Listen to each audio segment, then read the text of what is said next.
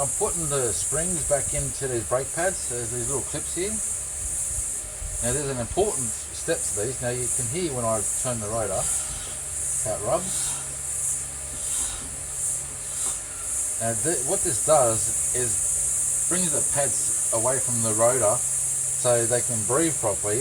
Now you don't notice it when local driving, because I didn't bother about putting these back in when I did the brakes multiple times ago.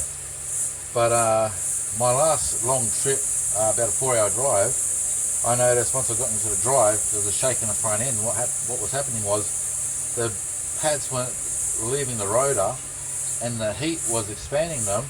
So in effect it was kind of like grabbing, because the brakes were in effect trying to stop.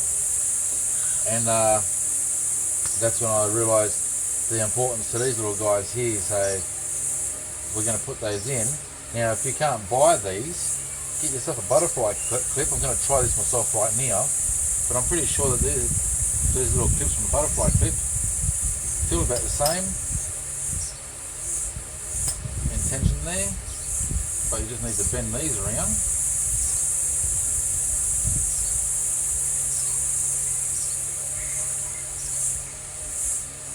Might have to play with it a little bit, we'll see.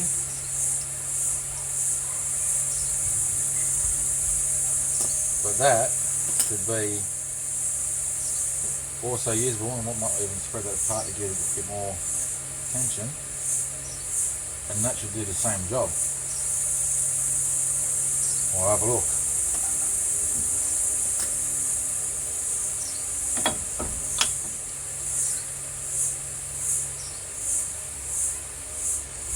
Well, that's not going to work out. I think you could get away with it, but the thing is, these little arms here aren't as long as that part there, and that's the.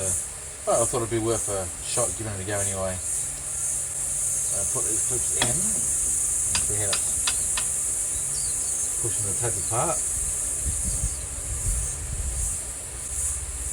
Okay, you have to try and squeeze them yourself now. Then put that back on.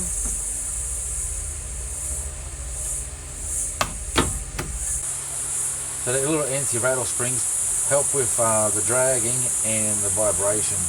That should now prevent that shadow I had at higher speeds. I'm doing 100 k's, but that was enough to hit the rotor up and get it to grab. What I was finding is that if I pulled over the side of the road, let the car sit for 10 minutes, drive again, everything was great until I had to apply the brakes, and the brakes wouldn't retract properly, and I'd have the problem again.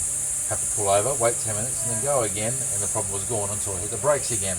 And that's all because those little spring clip things were missing. I'll leave the proper names for them in the description. So now I can just put that back on, put the wheel back on. That's not hard to put them in.